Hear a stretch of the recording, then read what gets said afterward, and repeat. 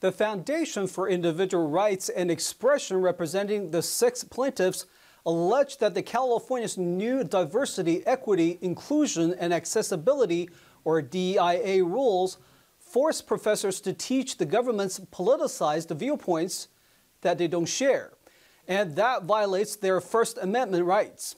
I spoke to the plaintiff attorney, Daniel Ortner. Thanks for joining us. So, Daniel, are these state DEI rules mandatory? Do they carry any penalties if professors don't abide by them? No, yeah, this is mandatory. It's required for new hires have to have these competencies. They're regularly evaluated for their adherence to these DEI requirements. Whether they're teaching and preaching against anti-racism and intersectionality to their students, whether they are endorsing these concepts, embracing race consciousness, embracing equity mindset, they're told they have to do these things. They're also told what they cannot teach. For instance, model principles that the district put out warns professors against weaponizing academic freedom. It says, warns them against that, and it says if it warns them against inflicting curricular trauma on their students, which is just an absurd concept. What does that mean to inflict curricular trauma on a student? Speech is not trauma. Ideas are not trauma. Students are adults. They should be expected to handle different ideas. I noticed that 2 of the plaintiffs, they're not political science teachers, nor social science or history. They're actually chemistry teachers.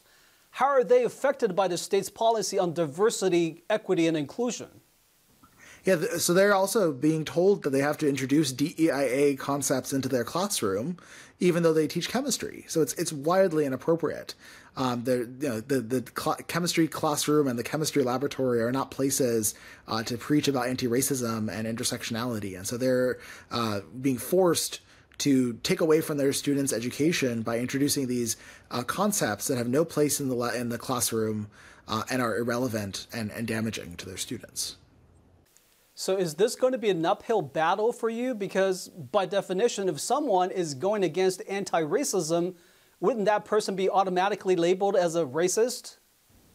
I think, what we're really clear in this lawsuit is we're in favor of free speech, ultimately. That's the point, is that professors should be free to share their viewpoint when they're teaching in the classroom.